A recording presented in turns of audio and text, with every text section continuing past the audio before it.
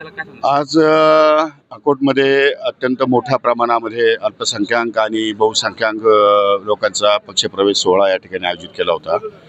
पक्ष कार्यकर्त्यांचा फार मोठा जनसमुदाय आज या ठिकाणी उपस्थित होता आणि अत्यंत उत्कृष्टपणे या ठिकाणी हा सोहळा आयोजित केलेला आहे. आयोजकांना मनापासून धन्यवाद.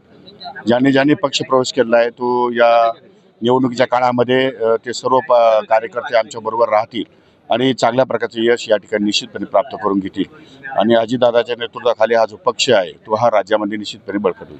सर, शिंदे सेनेचे जे नेते आहेत सदा सरवणकर यांनी एक विधान केलं आहे, आमदारांना केवळ 2 कोटी आणि मला 20 कोटी निधी मिळतो. कसं बघायला? असं नाही आहे. आमदारांना सरसकट 5 कोटी रुपये निधी मिळतो, आमदार विकास निधी, आणि इतर विधानसभा मतदारसंघामध्ये काही वेगवेगळ्या प्रकारचे निधी असतात, त्यामुळे त्यांना कमी जास्त प्रमाणात निधी मिळाला असेल. पण त्याचा अर्थ असा नाही की सर्व आमदारांना कमी जास्त प्रमाणात होतो. तो काही आमदारांना होतो, काही आमदारांचे हेड नसतात, काही आमदारांना त्या हेडमध्ये काम केलं जात नाही. जसं नगरविकास हेड आहे, नगरविकास मुंबई शहरामध्ये हेड आहे, ग्रामीण भागामध्ये जिल्हा परिषदचं हेड आहे, त्यामुळे अशा प्रकारे कमी जास्त होऊ शकतं. पवारांनी म्हटलेलं आहे का युतीच्या काळात खूप मोठा भ्रष्टाचार सुरू आहे म्हणून. ठीक आहे, मला त्याच्यावर काही भाष्य करायचं नाही, पण मी पक्षप्रवेशासाठी या ठिकाणी आलो. पक्षप्रवेश सोहळा व्यवस्थित पार पडलेला आहे आणि पक्षामध्ये खूप मोठ्या प्रमाणामध्ये युवकांची संख्या या ठिकाणी आकर्षित होत आहे.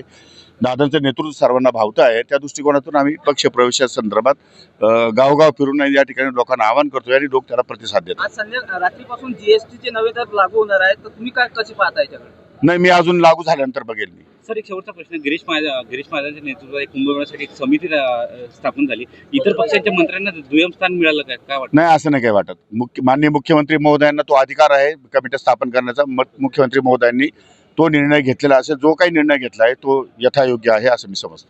ओबीसी नेते नवनाथ वाघमारे यांनी मनोज जरांगे यांच्या नार्कोटिकची मागणी. मला त्या गोष्टीमध्ये जास्त भाष्य करायचं नाही. पक्षप्रवेशासंदर्भात काय असेल तर बोला, बाकी ठीक आहे, बाकीचं चालू असतं.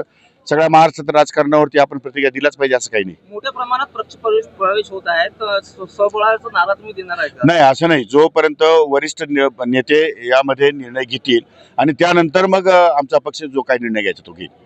ओके, धन्यवाद.